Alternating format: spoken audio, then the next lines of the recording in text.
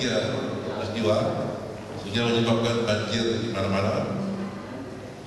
Dan situasi iklim seperti ini menurut BMKG yang tadi hadir akan diperkirakan beberapa hari seperti ini. Akan sampai Sabtu ini kemudian akan mereda, tapi minggu depan ada potensi lagi. Begitulah up and down. Namanya juga alam, tentu tidak bisa merantau ada turun naiknya. Dan ini diperkirakan karena berdasarkan pengalaman 30 tahun itu selalu berlangsung pada bulan Desember, Januari, dan Februari. Dalam hal ini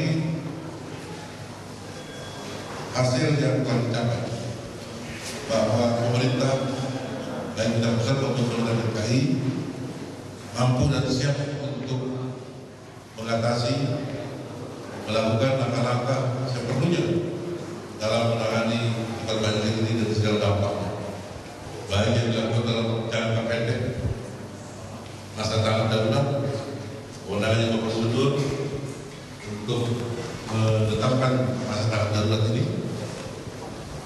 Langkah-langkah yang dilakukan seperti penyediaan tempat pengungsian, ada 68 titik. Di situ hadir menurut Bapak Gubernur sekarang melonjak menjadi lebih dari 19.000 pengungsi. Dari 85.000 orang yang terkena dampaknya di Jakarta, dan lebih dari itu lagi juga masyarakat pengguna jalan dan sebagainya yang terkena dampak akibat macet dan sebagainya. Ini memerlukan itu semuanya ada, sudah standby 24 jam mulai dari 3 hari yang lalu, Mbak. Ya, baik, kalau untuk truk-truk TNI, Pak Iskandar, apakah juga dikerahkan begitu untuk evakuasi di kawasan-kawasan perkantoran begitu, Pak? Apakah juga membantu proses evakuasi di daerah perkantoran, Pak? Jadi kami sesuai dengan permintaan di bawah koordinator BNPB, kita diperintahkan gerak kemana saja, kita akan bergerak di bawah koordinator BNPB, itu secara nasional, secara TNI di bawah koordinator Kodam Jaya. Namun kita sekarang sudah bergerak tadi yang saya katakan, dari Rumah Sakit Minto Harjo maupun Kedoya, itu sudah mengadakan evakuasi, sudah bekerja dan berjalan sekarang. Dari ini Mbak, dari mana itu Cengkareng, itu butuh truk-truk besar, itu banyak sekali yang terlantar di sana, itu perlu kita evakuasi ke daerah-daerah yang tinggi. Semua ini sedang berjalan, semuanya sedang berjalan. Jadi kepada seluruh masyarakat bisa langsung minta ke kodim-kodim terdekat ataupun kepada BNPB, di mana BNPB itu akan mengatur, mendistribusikan semuanya sehingga di mana ada bencana itu bisa teratasi secara paralel semua Mbak, secara paralel dan sinergi sehingga semuanya itu bisa teratasi, demikian Mbak. Kalau untuk bantuan logistik, apa yang bisa dilakukan oleh TNI, Pak? Mengingat tadi seperti kawasan seperti di Kampung Pulo, begitu ya, mereka juga masih sangat membutuhkan bantuan logistik, Pak.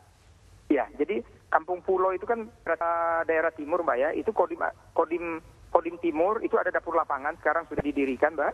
Sudah didirikan dapur lapangan, di mana ada permintaan dapur lapangan itu akan mengirim ke daerah-daerah yang yang membutuhkan dari makanan-makanan atau logistik ini. Jadi kita siapkan dapur lapangan di seluruh kodim-kodim dan juga lantamal yang ada di Gunung Sahari, Mbak, demikian. Ya. Pak Iskandar, tadi Presiden SBY sempat mengatakan bahwa akan menerapkan tanggap darurat begitu Pak ya, darurat bencana sampai tanggal 27. Sejauh ini bagaimana Pak? Apakah sudah ada instruksi langsung dari pemerintah kepada TNI? Belum Mbak, jadi kami baru dapat perintah dari Presiden melalui Menko Polhukam agar Panglima TNI segera mengerahkan pasukan TNI-nya memberi bantuan kepada seluruh wilayah yang membutuhkan. Nah, ini sudah kita siapkan, bahkan bukan tadi saja, 3 hari yang lalu kita udah standby semua Mbak. Begitu ada instruksi, kita jalankan semuanya Mbak. Masalah ada instruksi dari Bapak Presiden, kita tunggu nanti Mbak, bagaimana instruksi lanjutnya Mbak. Ya, tapi masih mencukupi ya Pak Iskandar ya, apabila nanti masih banyak begitu dibutuhkan bantuan dari TNI, masih mencukupi Pak ya? Bisa Mbak, kita masih ada cadangan 10 SSK sampai 20 SSK yang bisa kita gerakkan kemana saja Mbak. Perahu karet juga masih Pak Iskandar? Masih dari Cilandak, Marinir semuanya masih standby semuanya. Ya. Begitu diminta dari koordinator tertinggi BNPB, kita akan gerakkan ke seluruh wilayah Jakarta yang membutuhkan Mbak. Jadi untuk seluruh masyarakat, tolong berkoordinasi langsung kepada posko-posko yang sudah didirikan di sana, Mbak. Demikian. Ya, baik. Terima kasih Pak Iskandar Sitompul, Kapus PNTNI. Supaya gerak di lapangan ini bisa lebih dipercepat. Ya, silakan. Pengalaman tahun-tahun yang lalu, luasan itu sampai Kerawang, Bekasi, Depok, Tangerang, sehingga mengapa posko sekarang disediakan 2, 1 posko khusus DKI di sini. Lalu Ya, baik, pertanyaan dari BMKG, silakan jawab.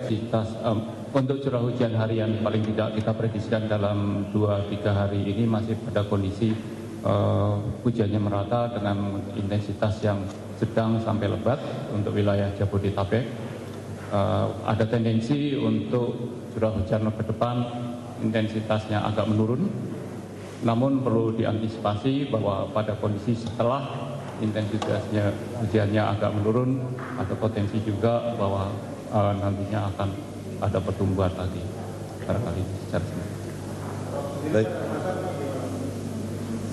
Untuk air pasang secara siklus pada pertengahan bulan potensi untuk terjadi pasang laut naik pada waktu-waktu atau pada tanggal-tanggal pertengahan bulan dan pada akhir bulan.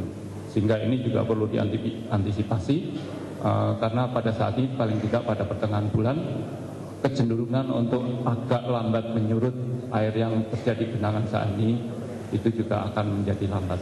Terima kasih. Tahun 2013 ini jauh lebih besar dari yang dialami tahun 2007.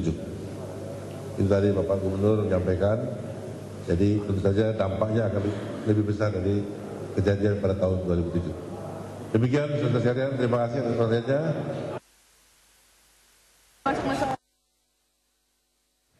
Ya, itu tadi pemirsa pernyataan Menko Kesra Agung Laksono dan juga Gubernur DKI Jakarta Joko Widodo terkait mengumumkan situasi tanggap darurat akibat banjir di DKI Jakarta.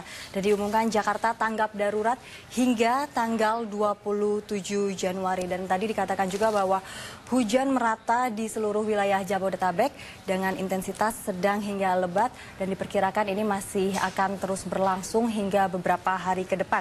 Dan banjir juga tidak hanya dipicu oleh faktor meteorologi saja, tetapi juga karena penataan ruang, pendangkalan sungai, dan masih ada faktor-faktor lainnya. Sehingga tidak hanya curah hujan saja yang bisa dijadikan salah satu alasan terjadinya banjir di ibu kota Jakarta ini. Dan pemirsa, breaking news Metro TV akan segera kembali usai jeda pariwara berikut ini.